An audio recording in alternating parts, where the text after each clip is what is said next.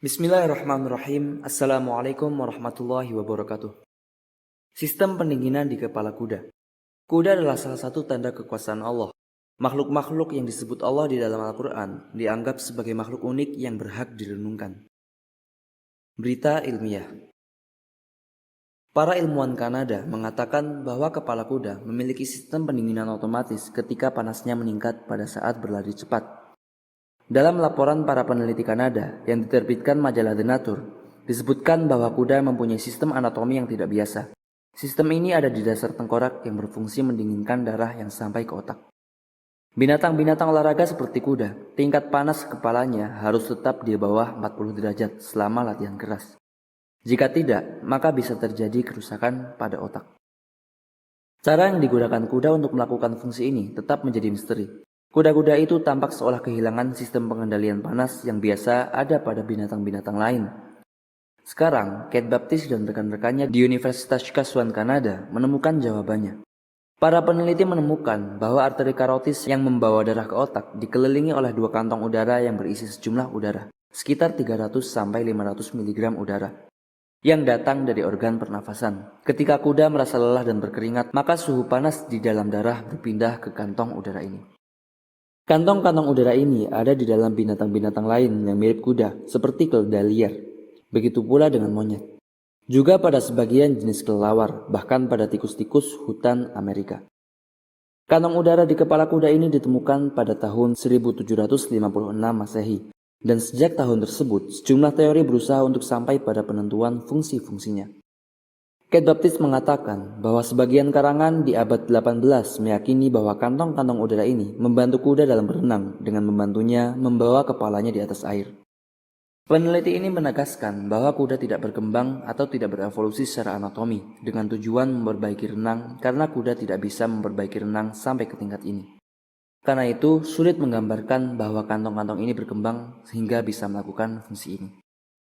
Kantong-kantong ini pasti punya fungsi yang bermanfaat karena bisa menjadi sumber bahaya bagi kuda. Karena kantong-kantong ini bisa terkena bakteri dan parasit yang bisa jadi mematikan. Karena itu kantong-kantong itu ada untuk tujuan tertentu. Sekelompok peneliti menggunakan beberapa sensor untuk mengukur perubahan-perubahan suhu panas pada 3 tempat yang berbeda. Ketika darah bergerak di pembuluh darah, kemudian melalui kantong-kantong udara, kemudian sampai ke otak. Sensor-sensor ini diletakkan di 4 kuda, kemudian kuda-kuda itu diberikan serangkaian latihan yang berbeda. Eksperimen ini menunjukkan bahwa suhu panas menurun setelah darah lewat di dalam kantong udara.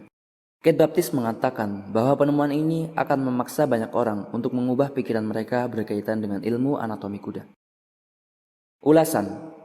Kuda termasuk sarana terpenting yang ditundukkan Allah Subhanahu wa Ta'ala untuk membantu manusia di sepanjang zaman. Para ilmuwan menegaskan, sekiranya tidak ada sistem pendinginan yang sangat maju ini di kepala kuda, pasti kuda tidak bisa berlari kencang. Karena itu Allah bersumpah dengan kuda-kuda yang berlari kencang. Bahkan Allah menurunkan satu surat penuh tentang kuda, yaitu surat Al-Adiyat. Wal-'adiyati dhabha, demi kuda perang yang berlari kencang terengah-engah.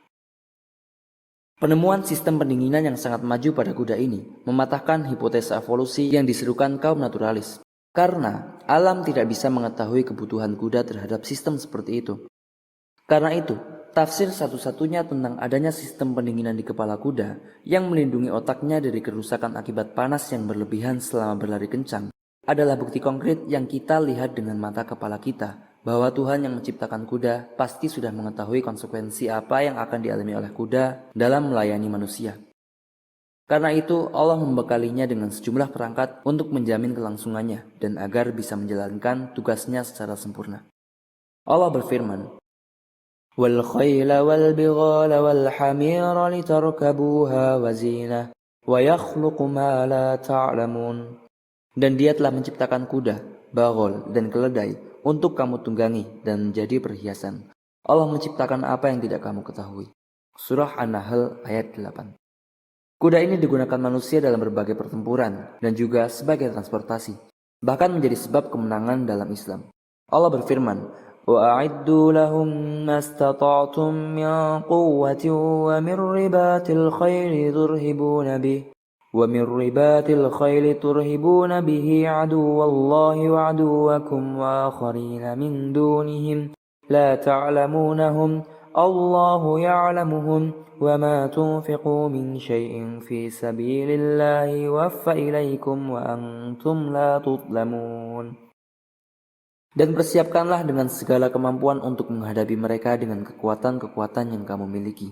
Dan dari pasukan berkuda yang dapat menggentarkan musuh Allah, musuhmu, dan orang-orang selain mereka yang kamu tidak mengetahuinya, tetapi Allah mengetahuinya.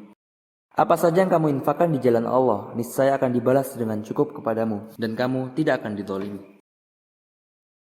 Kita tidak boleh melupakan sabda Nabi SAW yang telah mengabarkan bahwa di ubun-ubun kuda terletak kebaikan. Demikianlah setiap penemuan ilmiah harus kita baca dengan perspektif ilmiah dan perspektif keimanan. Bacaan ilmiah untuk mengetahui penemuan para ilmuwan dan bagaimana kita memanfaatkannya di dunia. Sedangkan bacaan keimanan untuk mengetahui berbagai ciptaan Allah dan kekuasaannya dalam menciptakan. Agar kita menyadari nikmat Allah yang sangat besar kepada kita sebagaimana firman-Nya. وَآتَاكُمْ مِنْ كُلِّ مَا سَأَلْتُمُوهُ وَإِنْ تَعُدُّوا نِعْمَةَ اللَّهِ لَا تُحْصُوهَا إِنَّ الْإِنسَانَ لَظَلُومٌ كَفَّارٌ. Dan Dia telah memberikan kepadamu segala apa yang kamu mohonkan kepadanya. Dan jika kamu menghitung nikmat Allah, niscaya kamu tidak akan mampu menghitungnya. Sungguh manusia itu sangat zalim dan sangat mengingkari nikmat Allah. Demikian video singkat ini kami sampaikan. Wallahu ta'ala a'lam. Wassallallahu wassalamu wa baraka ala sayyidina Muhammad wa ala alihi wa sahbihi ajma'in. Wassalamualaikum warahmatullahi wabarakatuh.